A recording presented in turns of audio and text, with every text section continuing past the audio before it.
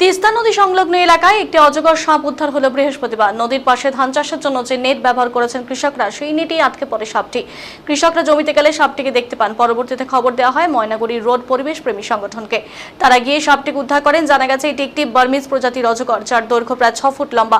সাপটিকে নিরাপদ উদ্ধারের পর শারীরিক পরীক্ষার পর বন দফতরের হাতে তুলে দেওয়া হয়। বেহাল রাস্তা সংস্কারের দাবিতে বালুরঘাট এলাকায় দেওচারাইগামী রাজ্য সড়ক অবরোধ করে বিক্ষোভ স্থানীয়দের।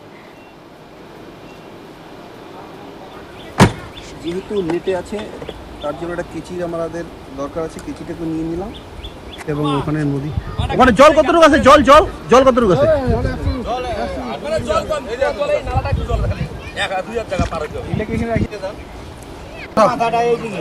দাঁড়া দাঁড়া দাঁড়া মাথা দাঁড়া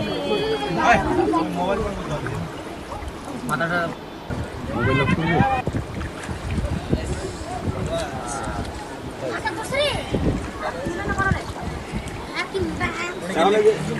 এটা জালিটা কাটতে হবে। ভিজেছে বস্তাটা ভিজেছে।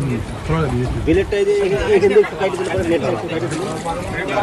আচ্ছা হুন্ডা এখন নাচছে। এখন নাচছে লোকে। এখন লেফটটা দাও দাও বুকটা বের করে দাও। কেচিটা ওই শরীরে পড়বে, শরীরে দাগ পড়বে। কেচিটা দিয়ে কাটো। আপনা দাও।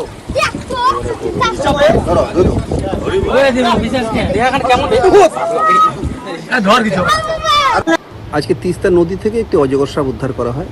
কারণ তিস্তার চরের মধ্যে কৃষকরা যেভাবে ধান চাষ করছে, ধানের মধ্যে নেট দেওয়া হয় যে ফসলটাকে রক্ষা করার জন্য, সেই নেটেই আটকে যায়। তা সেখানে কৃষকরা কাজ করতে গিয়ে সাপটিকে দেখে এবং আমাদের কাছে খবর আসে। আমরা সেই দ্রুত ঘটনাস্থলে পৌঁছাই।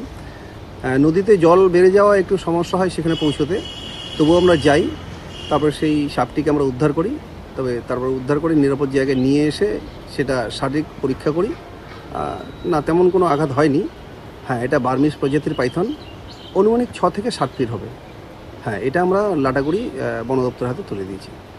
হ্যাঁ, আজকে তিস্তা নদী জালের মধ্যে আটকে আছে। কোথায় আছে সাপটা?